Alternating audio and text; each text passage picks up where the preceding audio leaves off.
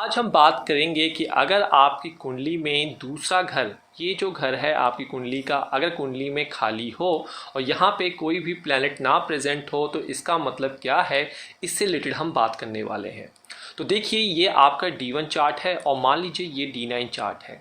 और जिन घर में कोई प्लैनेट नहीं होता है उसको हम कहते हैं सोया हुआ घर और स्लीपिंग हाउस कहते हैं।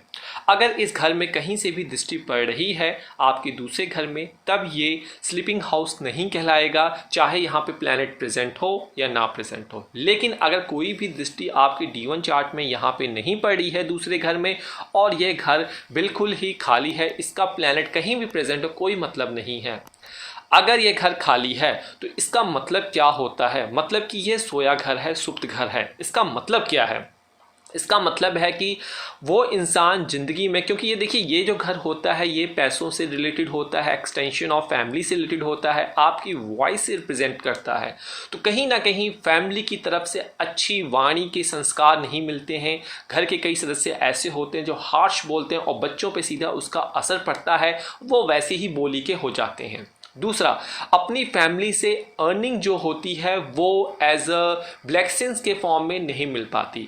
मतलब कि ये है, कहीं ना कहीं जो जातक और जातिका की जो फैमिली होती है वो उतना वेल्दी नहीं होती है, उतना स्टेटस जो है उतना हाई नहीं होता जितना उस इंसान को मिलना चाहिए। तो मतलब ये हेल्दी स्टेटस को अच्छी वाणी के लिए, फैमिली के वेल्थ को बढ़ाने के लिए इस जातक जातिका को जीवन में प्रयत्न जो है वो 100 से ज़्यादा करना पड़ता है।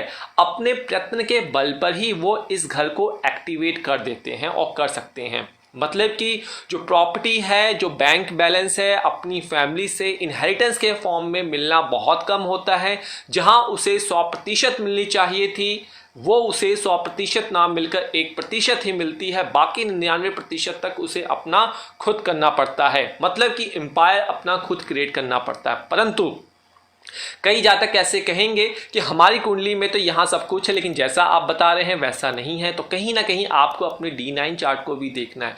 कहीं ना कहीं D9 चार्ट में हो सकता है कि आपके प्लैनेट यहाँ पे प्रेजेंट हो, कहीं ना कहीं यहाँ से आपकी दृष्टि पड़ती हो। तो ऐसी चीज़ें अगर आपके D9 चार्ट में हैं तो जो प्रॉब्लम आपको ज़िंदगी के पहले फेज में आ रही है, विवाह के पश्चात वो फेज में आपको प्रॉब्लम घटती हुई दिखेगी। कहीं ना कहीं बैंक बैलेंस में, प्रॉपर्टी में, आपकी फैमिली के वेल्थ में, स्टेटस में कहीं ना कहीं राइज जो होता है वो यहाँ पे आपने देखा होगा। कई जातक जातिकाओं के विवाह के पश्चात ये देखने को आता है।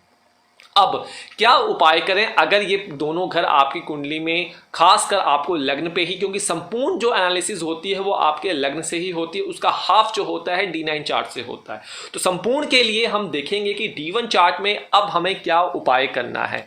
तो आपको कुछ करना नहीं है, आपने सिंपल ये देखना है कि यहाँ पे कौन सा नंबर लिखा हुआ है, वो नंबर आपको नोट कर लेना है। दूसरा, आपको यहाँ से एक और उपाय करना है, जैसा कि लाल किताब में भी बताया गया है कि यदि कुंडली का दूसरा घर सोया हुआ है तो चंद्रमा, चंद्रदेव आपको पता है, चंद्रमा, जी हाँ, चंद्रमा से संबंधित उपाय आपको करना चाहिए। इसके लिए आप या तो चांदी की अंगूठी धारण कर सकते हैं, अपने आभूषण के फॉर्म में पहन सकते हैं, गले में पेंडेंट के फॉर्म में, नेकलेस के फॉर्म में आप इसे धारण कर सकते हैं। क्योंकि चंद्रमा जो होता है वो माता का कारक होता है। अगर आप माता की सेवा करते हैं, उनके सुखों का ध्यान रखते हैं और ये घर जो होता है वो जागृत हो जाता है। तो देखिए, आपका दूसरा घर खाली या नहीं है, मत भूलिएगा। आपको अपना भाव चलित चार्ट भी देखना है। कई बार ऐसा होता है कि आपके लग्न में यहाँ पे कोई प्लैनेट नहीं है और जो मैंने कहा है वो आप कहेंगे कि हमारे साथ नहीं हो रहा है। एक केस तो मैंने बता दिया कि आपके नवमांश में कहीं ना कहीं भंग हो रहा होगा। दूसरा, भाव चलित चार्ट में यहाँ पे कोई ना कोई प्लैनेट बैठा होगा या फिर दृष्टि यहाँ पे पड़ रही होगी। अक्सर जो एस्ट्रोलॉजर्स होते हैं इन चीज़ों को नहीं देखते हैं और एनालिसिस कर डालते हैं। तो ये चीज़ें आपको ध्यान रखने की आवश्यकता है। तो दूसरे घर से रिलेटेड आपको मैंने मंगल का चंद्रमा का बता दिया है।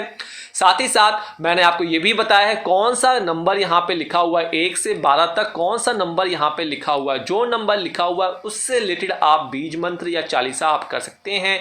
ये सभी आपको हमारी ज्योतिष घर वैदा ऐप से या फिर हमारी वेबसाइट से फ्री ऑफ कॉस्ट में मिल सकता है। आप जाके या फिर हमारे ब्लॉग से भी, सभी का लिंक हमारे डिस्क्रिप्शन में दिया हुआ है, वहाँ से प्राप्त कर सकते हैं। बहुत सिंपल था, घबराने की कोई आवश्यकता नहीं है। घर खाली है तो हमें प्रॉब्लम होगी।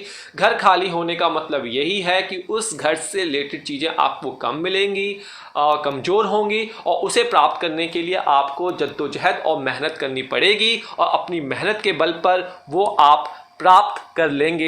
ऐसा अपने आप पे आपको विश्वास रखना होगा। तो आज बस इतना ही। हमारे साथ इंस्टाग्राम, ट्विटर, फेसबुक पे जुड़ जाइए। हर 15 से 25 दिन में कोशिश की जाती है एक आंसर का फ्री में रिप्लाई किया जाए, और साल में 12 इवेंचुअली हो जाते हैं। तो ध्यान रखिए। धन्यवाद।